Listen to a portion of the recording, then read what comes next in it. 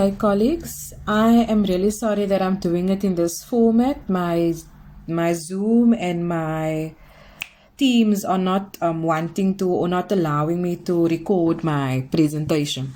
So I am just doing it in a simple video format. Right.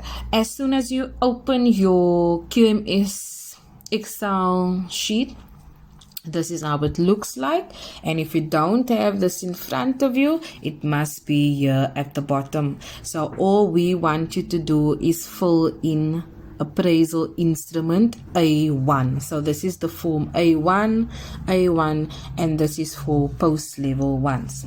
Right. I'm just gonna go through each section of the form in order for you to complete it maybe over the weekend or maybe today, because it does not take too much time. Right, so section A, it says the educator and school information. So number 1 is the appraisee, and I'm using myself and Miss Ibrahim as an example. Right, so appraisee, that is myself, Miss Weir, you can see there. So anybody that is now in possession of the form, you would now be the appraisee. Okay, so surname, Weir, Taryn, first name. Designation means the position you have at Beacon Hill.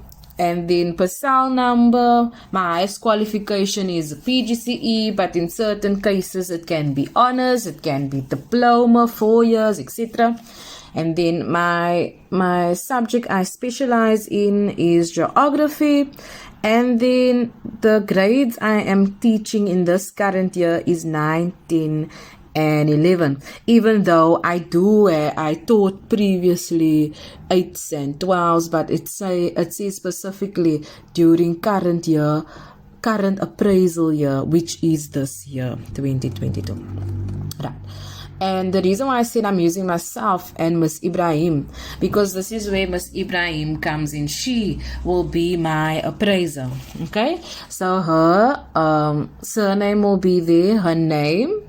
She would now have a designation title of HOD and her PSAL number.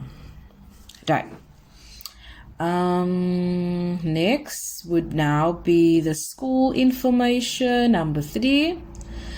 The school's information, so Beacon Hill, Western Cape, it's either Circuit 1 or District South over here. The principal's name is Miss Benjamin, and telephone number 0213761300. And then we have Miss Benjamin's cell phone number over there in the cell. Okay.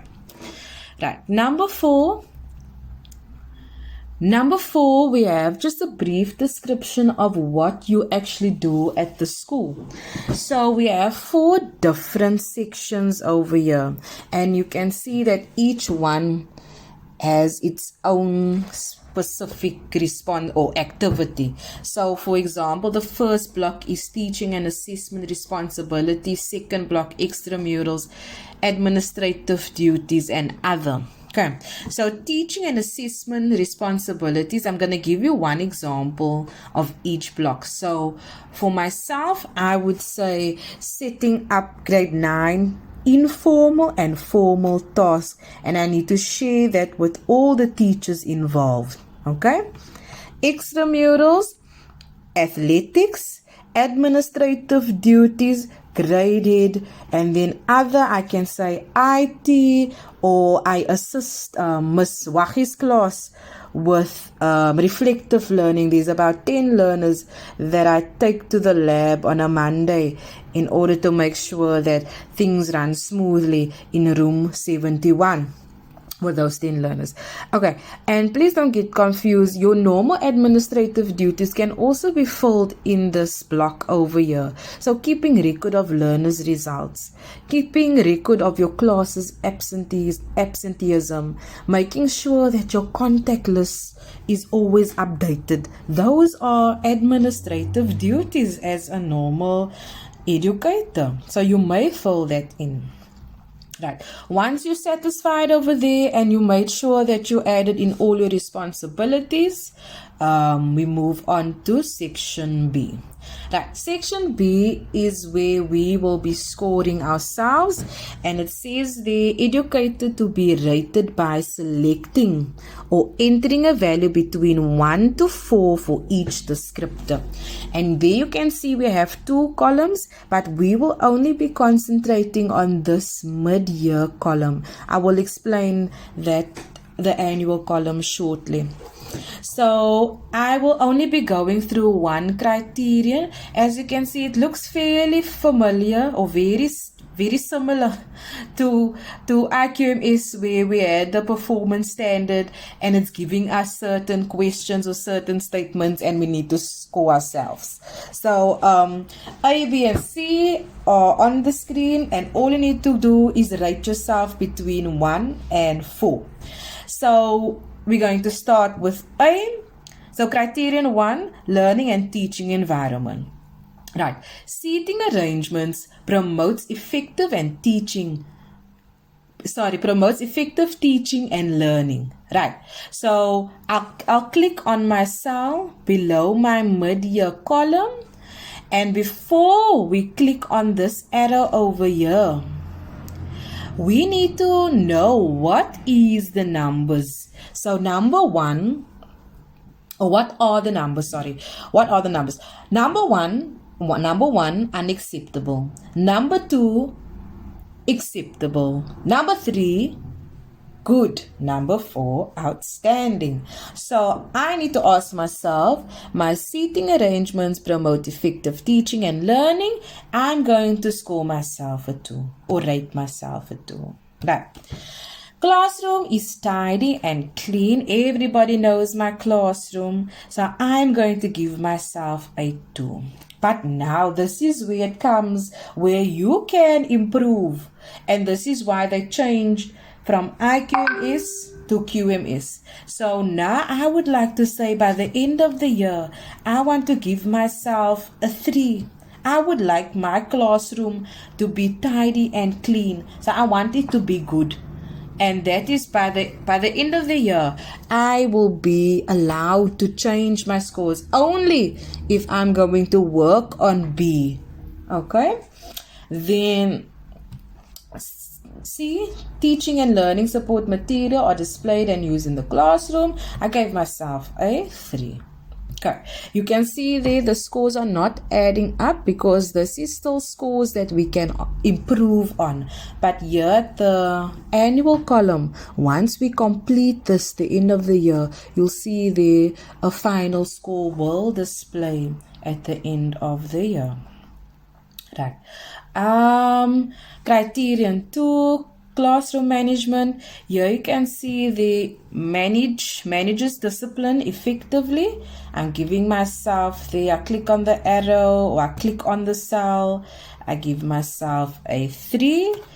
And comments, you need to have a comment here and there. You cannot leave anything or everything empty. So the comment that I wrote, for especially for that specific standard performance, I said class sizes has been an adjustment for me, and due to COVID, my seating arrangements are limited. So I cannot always have group work. I must still, even though we don't need the social distancing, we still have that in our heads that there needs to be distance between each desk.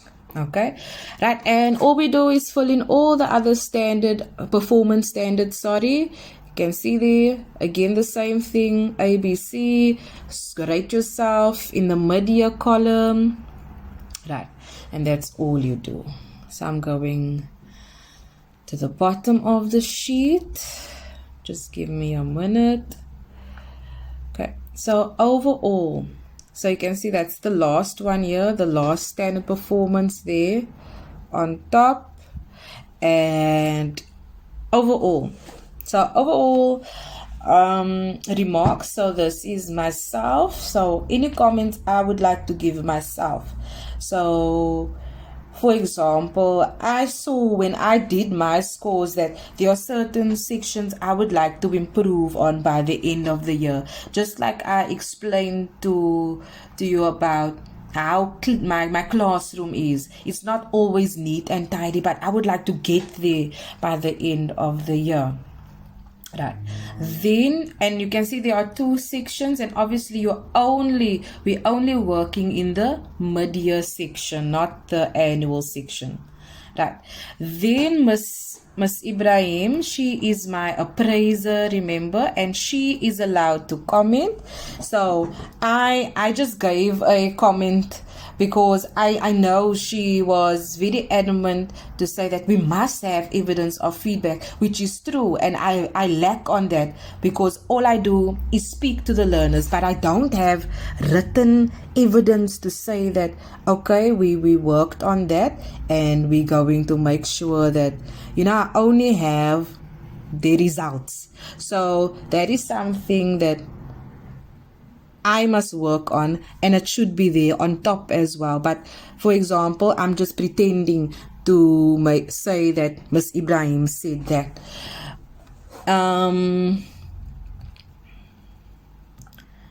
Then we have our principal. So the principal will be commenting. I'm talking about this one over here. The principal will be commenting on your scores because remember, you are scoring yourself, but your appraiser needs to make sure that he or she agrees with that score. So, for example, there's one question there that says there's one question there that might cause some, there we go, comes to school regularly and on time. I'm going to give myself a 2 because it's acceptable, but my appraiser might not think that way, and my appraiser might say, but no, Taryn, you must give yourself a 1. You understand? So you and your appraiser will definitely have to come to agreement or compromise with each other and actually agree on a score. And then you can see by the resource person, it's optional. So I will ask Miss Martin if she would like to fill in that day, because I know she provides me with good resources of old question papers or old activities or new ones that she created, and she really shares all the information, and that is a resource person for me. Or it can be your subject advisor, but obviously I don't know if your subject advisor is going to comment in that section over there. Right. Then okay, then the last section over here, so it's signatures. It's self-explanatory. I just want to explain. I know we can add signatures, it's not a problem, but for now, so once you fill in Taryn Weir and today's date, I'm just going to fill in anything, okay, 2022, and then you're going to fill everybody's name, surname, and date. Miss Benjamin by the principal over here, Miss Benjamin, and then date. You print your form first, and then once you printed that, you're going to obviously on the hard copy let everybody sign, but on the electronic copy, this is all that I would do. I would say T Weir, and in my once this has been sent off, I would say that all these wherever it was required a signature electronically, I would then say signed electronically on each appraisal sheet. Okay, But if they request that there are signatures, there is proof on the hard copy. So that is what we need to do. We still need to provide the signatures only on the hard copies. And that's about it. So please take note. You can see there we're only filling in the mid-year column, hey, or the mid-year section. So only signatures by the mid-year section. And when we completed this, which is the end of the year, we would then do the whole process again. Colleagues, I hope this helped. And I hope you have a blessed day further.